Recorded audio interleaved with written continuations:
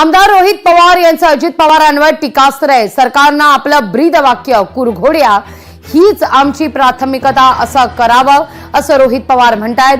दुसरं उपमुख्यमंत्री देखील लवकरच वैद्यकीय मदत कक्ष सुरू करतील असं वाटतंय असं रोहित पवार ट्विट करतायत।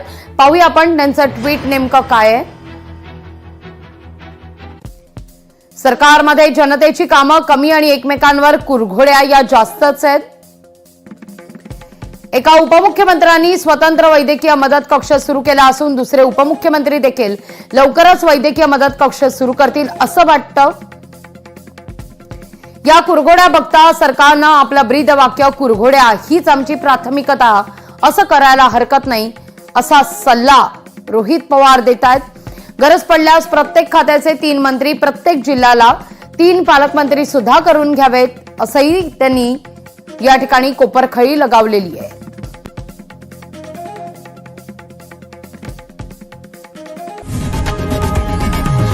लोकशाही मराठी ऐका, पहा, जागरूक रहा।